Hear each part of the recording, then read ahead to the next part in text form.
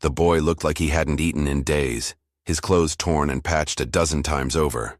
But when he saw the old man struggling in the rushing water, something inside him refused to walk away.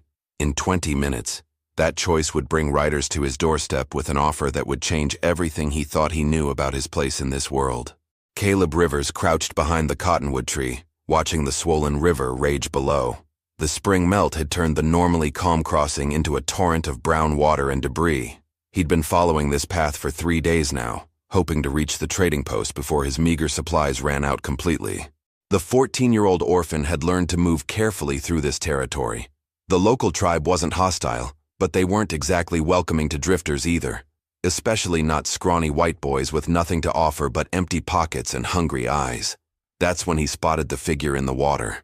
An elderly native man stood waist-deep in the current, his weathered hands gripping a walking stick that bent dangerously under the river's force.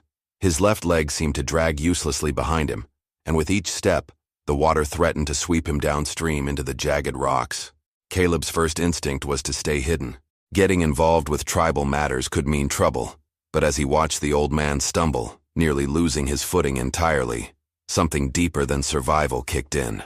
The boy had been alone for 2 years now, ever since fever took his parents. He knew what it felt like to struggle without help, to face impossible odds with no one willing to extend a hand. The memory of his own desperate moments burned in his chest. Without thinking it through, Caleb burst from his hiding spot and splashed into the frigid water.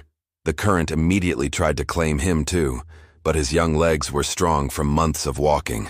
He reached the elder just as the man's stick snapped in half. "Here!" Caleb shouted over the roar of water, offering his shoulder. "Lean on me." The old man's dark eyes met his with surprise, then something that might have been gratitude. Together, step by agonizing step, they fought their way toward the far bank. The elder's weight was considerable, and more than once Caleb felt his own feet slip on the smooth river stones. When they finally collapsed onto the muddy shore, both gasping and shivering, the old man studied Caleb's face with an intensity that made the boy uncomfortable. There was recognition there, as if the elder was seeing something important that Caleb himself couldn't understand. "You have your mother's eyes," the elder said softly, his English perfect, despite his thick accent. Sarah Rivers had the same blue fire when she chose to help instead of hide. Caleb's world tilted. His mother's name, spoken by a stranger, hit him like a physical blow. "You knew my mother?" But before the elder could answer, the sound of approaching horses echoed across the water. The old man's expression shifted to something urgent, almost worried. "Go now, young Rivers. Return to where you're staying tonight. They will come for you before dawn, and when they do..." He paused, his weathered hand reaching into a leather pouch at his side. "Tell them Ayanna sent you. Tell them the debt is ready to be paid." The elder pressed something small and warm into Caleb's palm, then gestured toward a path leading away from the river. The boy wanted to ask 100 questions, but something in the old man's tone brooked no argument. As Caleb ran toward the distant tree line, clutching whatever gift he'd been given, he had no idea that the riders already knew exactly where to find him, or that the object warming his palm was about to unlock a truth that would shatter everything he believed about his family's death. Caleb made it back to his makeshift camp just as the sun disappeared behind the mountains. His hands still trembled from the cold river water, but it wasn't the chill that had his heart racing. The small object the elder had given him felt heavier than it should, like it carried weight beyond its size. He'd built his shelter in a shallow cave, hidden behind a curtain of hanging willow branches. 2 years of survival had taught him to stay invisible, to take only what he needed and leave no trace. Tonight felt different, though. Tonight, someone knew exactly where he was. By firelight, Caleb finally opened his palm to examine the elder's gift. A small piece of carved turquoise sat there, no bigger than his thumb. But as he turned it over, his breath caught. Etched into the stone was a symbol he recognized immediately. A river with 2 trees on either side. The same symbol his mother had worn on a pendant she never took off.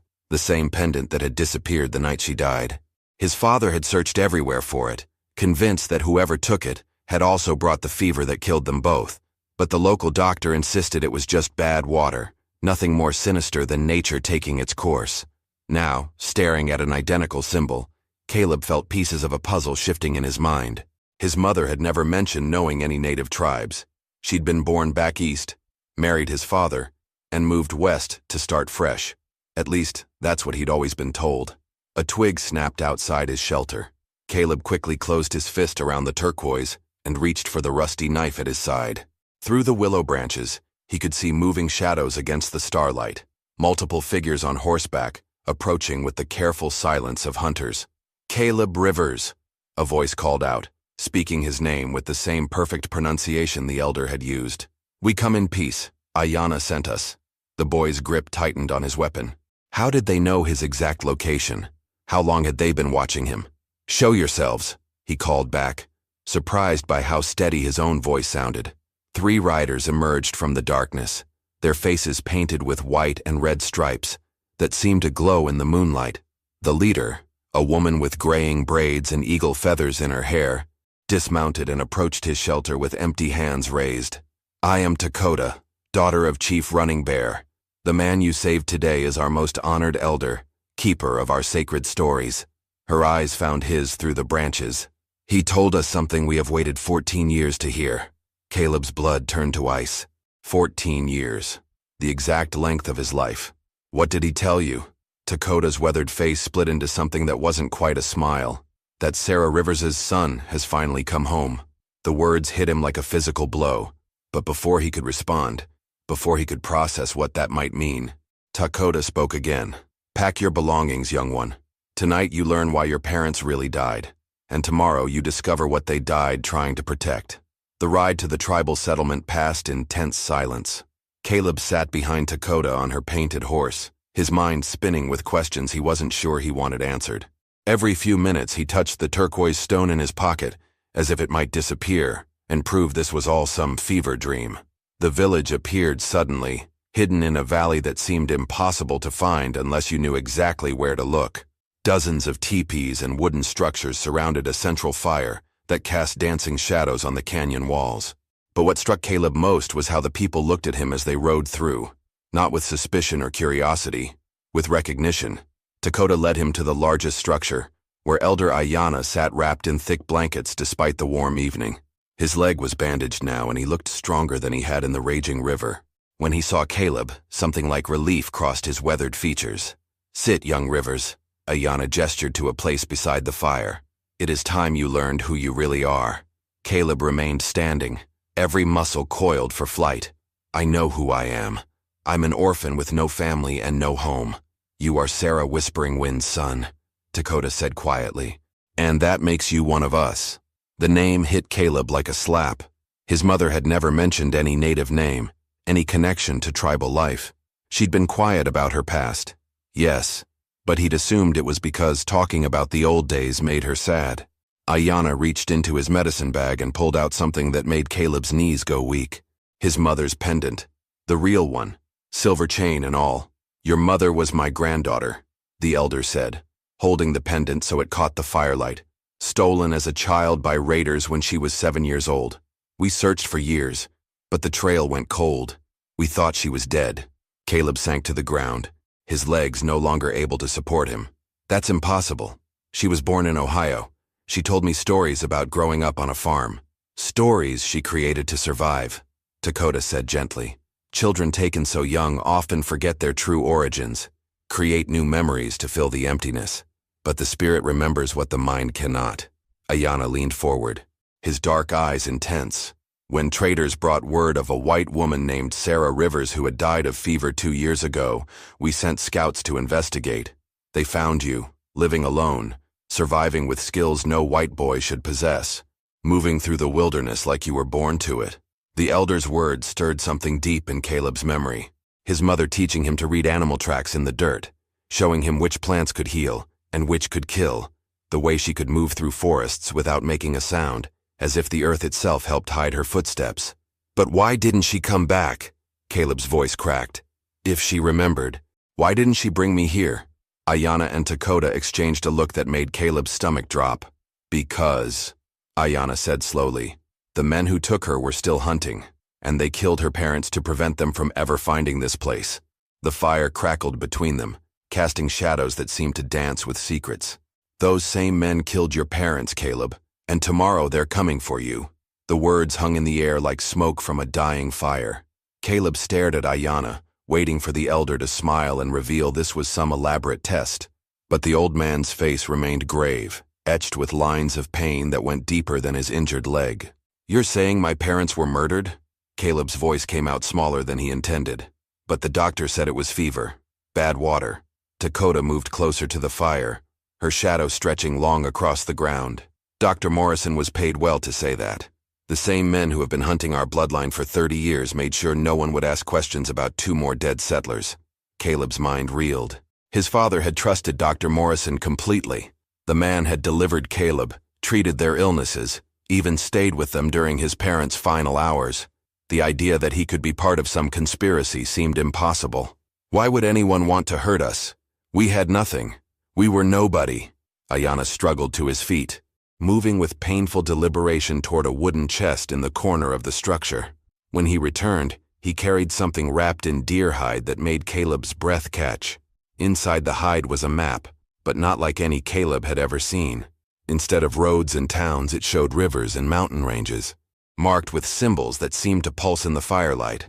At the center, a large X marked a location that looked suspiciously close to where they now sat. "Your great-grandfather was the keeper of this knowledge," Ayanna said, his finger tracing the ancient lines. "The location of the largest silver deposit ever found in this territory. Enough to make whoever controls it richer than any king." Caleb leaned forward despite himself. "Silver? The white men have been searching for it since the first settlers arrived. They know it exists because trapped prospectors spoke of it before they died. But the exact location," Ayanna tapped his temple, "that has been passed down through our family for generations. Only spoken, never written." The pieces began falling into place with sickening clarity. "My mother knew where it was. She was supposed to," Dakota said quietly. "But when she was taken as a child, the knowledge died with her parents. Or so we thought." Ayanna's eyes fixed on Caleb with an intensity that made him squirm. "Sometimes the old memories surface in dreams. Your mother ever tell you about strange dreams? Places she'd never been but somehow knew?" Caleb's mouth went dry. His mother had woken screaming from nightmares his entire life. Dreams about a hidden valley where silver veined the canyon walls like frozen lightning. She'd describe it in perfect detail, then insist it was just her imagination running wild. "She drew them," he whispered. "The dreams. She drew them all the time." The look that passed between Ayanna and Dakota was electric. "Where are those drawings now?" Dakota asked urgently. "Burned with our cabin. Everything was destroyed after—" Caleb stopped, his heart hammering. "Unless—" His hand flew to his shirt pocket, where he'd carried the same folded paper for 2 years, the last thing he'd grabbed before fleeing the flames. His mother's final drawing, sketched the night before she died. But as he pulled it out, the sound of approaching horses echoed through the valley. "They found us," Ayanna breathed, and suddenly, every warrior in the village was reaching for their weapons. The thundering hooves grew louder, echoing off the canyon walls like a war drum. Caleb clutched his mother's drawing so tightly the paper began to tear at the edges. Around him, the peaceful village transformed into a fortress, as warriors emerged from shadows he hadn't even known existed. "How many?" Dakota called to a scout who'd appeared at the edge of the firelight. 8 riders, armed heavy. They're flying Morrison's flag." Caleb's blood turned to ice. Dr. Morrison, the man who'd held his dying mother's hand, was leading armed men to finish what he'd started years ago. Ayanna gripped Caleb's shoulder with surprising strength. "Listen carefully. There's a passage behind the medicine lodge that leads to the sacred caves. Dakota will take you there while we handle Morrison." "I'm not running," Caleb said, surprised by the steel in his own voice. "These people killed my parents. I want to face them." "You're 14 years old with a rusty knife," Dakota snapped. "Bravery without wisdom is just suicide." But before anyone could move, a voice boomed across the valley, amplified by the natural acoustics of the canyon walls. "I know you're in there, boy." Dr. Morrison's cultured voice carried a venom Caleb had never heard before. "Come out peaceful, and the savages don't have to die tonight." The slur hit the warriors like a physical blow. Caleb saw hands tighten on weapons, saw faces harden with decades of accumulated rage. This wasn't just about him anymore. 30 years I've been tracking your bloodline," Morrison continued. 30 years of careful planning, and you think you can hide behind these people? Your mother tried the same thing. Learned to fight like them, think like them. Didn't save her in the end." Ayanna's face went ashen. He's trying to provoke us into attacking. Classic military tactic. What does he want? Caleb whispered. The drawing you're holding, Dakota said grimly, and the knowledge in your head that you don't even know you possess. Morrison's voice echoed again. Closer now. I've got men positioned on every ridge, every escape route. Send out the boy, and I give you my word the tribe lives to see dawn. Caleb looked around at the faces surrounding him. These people had taken him in without question, claimed him as family based on blood he'd never known ran in his veins. Now they were willing to die for him. His word means nothing, Ayanna spat. He's been planning this raid since he learned you were here. A terrible realization crept over Caleb. How did he learn I was here?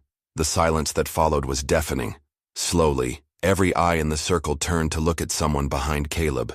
He spun around to see a young warrior standing at the edge of the firelight, his face twisted with guilt and defiance. I'm sorry, the warrior said, his voice breaking. They have my sister. Morrison said he'd kill her if I didn't tell him when the boy arrived. Dakota's hand moved to her tomahawk. Marcus, what have you done? He knows about the drawing, Marcus whispered. He knows about everything. That's when the first arrow whistled out of the darkness, and the valley exploded into chaos. The arrow struck the ground inches from Caleb's feet, its steel tip gleaming in the firelight. Instantly, the village erupted as warriors dove for cover behind wooden structures and stone formations. Dakota tackled Caleb to the ground, just as a second volley of arrows whistled overhead. The medicine lodge! Ayanna shouted over the chaos. Get him to the caves! But Morrison's men had anticipated that move. Muzzle flashes erupted from the ridge overlooking the back of the village, cutting off any escape route. They were surrounded, trapped like animals in a canyon with nowhere to run. Caleb crawled behind an overturned wagon, his mother's drawing still clutched in his trembling hand. Around him, the people who'd claimed him as family fought with desperate courage, but he could see they were outnumbered and outgunned. This is my fault, he called to Dakota, who crouched nearby with an arrow knocked to her bow. Let me go to them. Maybe Morrison will keep his word. Morrison's word died with your parents, she replied, then loosed her arrow into the darkness. A cry of pain echoed from the rocks above. He can't afford to leave witnesses. A new voice cut through the gunfire, young and terrified. Marcus, Marcus, where are you? Caleb's head snapped up. The voice belonged to a girl, and it was coming from somewhere near Morrison's position. Marcus, the warrior who'd betrayed them, was suddenly on his feet despite the crossfire. Elena, he screamed. I'm here. I did what you asked. Fool, Ayanna breathed. They brought her here to control him. That's when Caleb understood the true scope of Morrison's plan. This wasn't just about eliminating witnesses or even getting the drawing. This was about breaking the tribe's spirit, turning them against each other, ensuring they'd never be strong enough to resist again. Morrison's cultured voice rang out once more. The girl dies in 60 seconds unless the boy shows himself. Around the wagon, Caleb could see the warriors' faces in the firelight. These proud people, reduced to helpless rage by the threat to an innocent child. It was the same helplessness he'd felt watching his parents die, knowing there was nothing he could do. But this time was different. This time, he had something Morrison wanted. I have a better idea, Caleb called out, rising to his feet despite Dakota's desperate attempt to pull him down. He held his mother's drawing high above his head. You want this? Come and take it. Before anyone could stop him, Caleb sprinted toward the central fire. Morrison's men hesitated, unwilling to risk hitting their prize. In that moment of confusion, Caleb did something that shocked everyone watching. He threw the drawing directly into the flames. No! Morrison's voice cracked with desperation as the ancient paper caught fire. You stupid boy. That map was worth more than this entire territory. Caleb smiled grimly as the flames consumed his mother's final work. Then I guess you'll have to settle for what's in my head. The words had barely left his mouth when everything changed. Because as the drawing burned, something impossible happened. The memories his mother had passed down through blood and dreams suddenly flooded back with perfect clarity. The moment the drawing turned to ash, Caleb's mind exploded with visions that weren't his own. He saw the hidden valley exactly as his mother had dreamed it. Silver veins running through canyon walls like frozen lightning, a sacred place where his ancestors had prayed for generations. But more than that, he saw the truth Morrison had killed for. There was no silver mine. The drawings, the dreams, the decades of searching, All of it was an elaborate deception created by his great-grandfather to protect the tribe's real treasure, their water rights.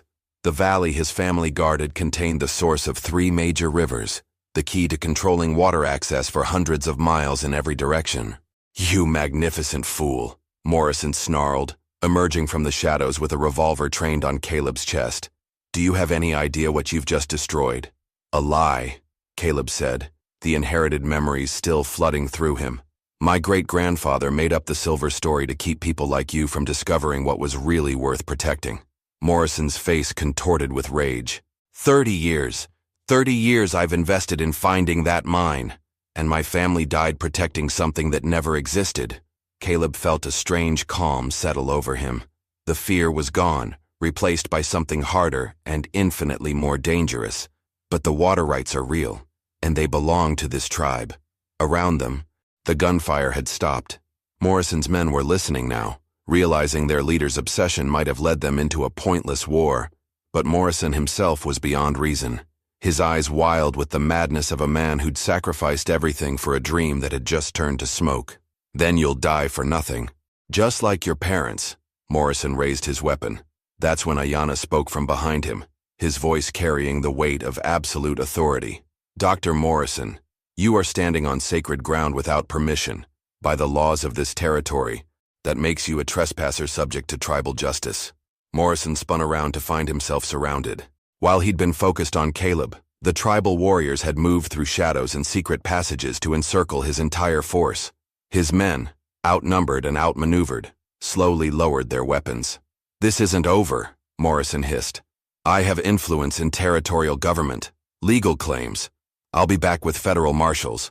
"No," Dakota said quietly. "You won't." She gestured toward the ridge where Marcus was climbing down with his sister Elena safely in his arms. Behind them came a figure that made Morrison's face go white with terror. Territorial Marshal James Whitehorse, a man known throughout the region for his unwavering integrity, stepped into the firelight with a dozen federal deputies at his back. "Dr. Morrison," Whitehorse said, his voice carrying the authority of territorial law, "you're under arrest for the murders of Thomas and Sarah Rivers, conspiracy to commit fraud, and attempted assault on a federally protected tribal settlement." Morrison's weapon trembled in his hands. "You can't prove anything. It's been 2 years. Marcus sent word 3 days ago," Whitehorse replied calmly. "Seems he's been carrying evidence of your crimes for months, waiting for the right moment to make things right." The young warrior nodded grimly. "I was never going to let him hurt my sister, but I couldn't let him hurt Caleb's family either." Morrison looked around desperately. But there was nowhere left to run, no more lies to tell, no more innocent people to threaten. "The boy still knows the location," he said desperately. "The water rights alone are worth protecting," Caleb interrupted, "which is exactly what my family died doing." The sun was rising over the canyon walls when Marshal Whitehorse finally led Dr. Morrison and his men away in chains. The village slowly returned to normal, but Caleb knew nothing would ever be the same for him. The scared, hungry orphan who'd helped an elder cross a river was gone, replaced by someone who finally understood where he belonged. Ayanna sat beside the dying fire, his injured leg propped up on a wooden stump. The pendant that had belonged to Caleb's mother rested in his weathered hands, catching the early morning light. "Your great-grandfather would be proud," the elder said quietly. "You chose to protect the truth, rather than profit from it." Caleb touched the turquoise stone still warm in his pocket. "I just did what felt right, same as helping you in the river. That's what makes you Sarah Whispering Wind's son." Dakota approached with a bundle wrapped in soft deer hide. "Your mother's real name, the one she was born with before the world tried to change her." Inside the bundle were clothes unlike anything Caleb had ever owned. Beautiful beadwork decorated a shirt made from the softest leather, and matching leggings that felt like they'd been crafted specifically for him. At the bottom lay a pair of moccasins that seemed to have been waiting for his feet. "Every member of our tribe has ceremonial clothes," Ayanna explained. "These were made for you 14 years ago, when your mother first went missing. We never stopped believing she'd come home." Caleb ran his fingers over the intricate beadwork, seeing patterns that reminded him of his mother's drawings. "What happens now?" "Now you choose," Dakota said simply. "The territorial marshal confirmed that your parents' homestead legally belongs to you. Morrison forged the documents claiming it was abandoned. You could return there, rebuild what was destroyed. The idea of going back to the place where his parents died held no appeal. That cabin had been built by people trying to hide from their past. Caleb was done hiding. Or, Ayanna continued, you could stay here, learn the ways your mother never got to teach you, help us protect what your family died defending. Caleb looked around the village that had claimed him as family without question. These people had risked everything to protect him, had shown him kindness when he had nothing to offer in return. More than that, they'd given him something he'd been searching for his entire life, a place where he belonged. I want to stay, he said quietly, but I also want to do something else. He pulled out the small turquoise stone and held it up to catch the morning light. I want to learn everything about my mother's people, about protecting this land and these water rights, and when I'm old enough, I want to make sure no one like Morrison ever threatens our family again. Ayanna smiled, the first truly peaceful expression Caleb had seen on the elder's face. Then welcome home, grandson. Welcome home. As the sun climbed higher over the hidden valley, Caleb Rivers, grandson of a tribal elder, son of Sarah Whispering Wind, protector of ancient secrets, finally understood that sometimes the greatest treasure isn't what you find, but what you choose to protect. The orphan boy who'd helped a stranger cross a dangerous river had found his way to something far more valuable than silver or gold. He'd found his tribe. If you enjoyed this story, click the video on your screen now to watch another unforgettable Western tale where courage and destiny collide in ways you never expected. Don't forget to subscribe and consider a super chat to help us keep bringing you more stories like these. Your support means everything to us.